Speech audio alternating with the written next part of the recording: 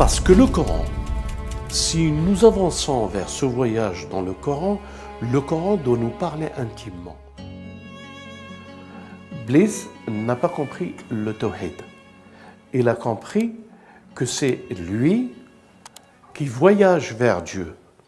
Il n'a pas compris que Dieu veut prendre l'homme, veut prendre sa créature pour l'accompagner dans un voyage. Et l'accompagner dans un voyage, c'est plus la personne qui voyage vers Dieu, mais c'est Dieu qui voyage accompagné par un témoin.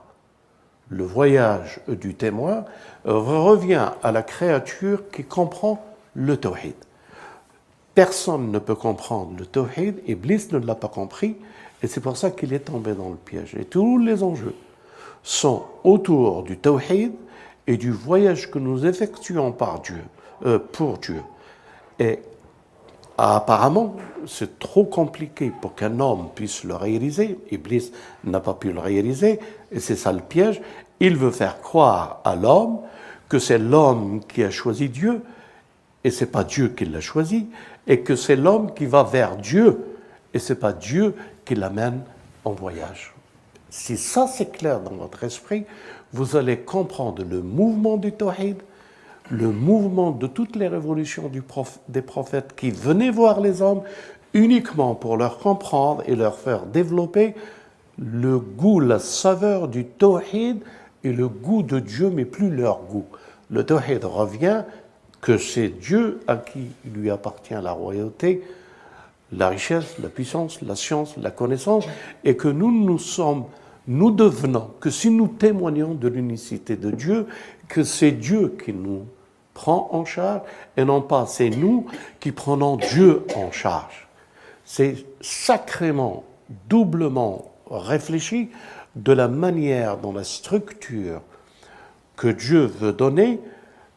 C'est pour ça que tous les Abd Salah, quand ils accompagnent ceux qu'ils ont accompagnés, ils finissent par dire « Je n'ai pas fait ça de moi, mais tout ce que j'ai fait, c'est Dieu qui l'a fait. » C'est le tawhid réel. Iblis est tombé parce qu'il n'a pas compris le tawhid, que c'est Dieu. Et il a été séduit par Dieu de lui avoir grandi, monté, lui qui monte et qui grandit.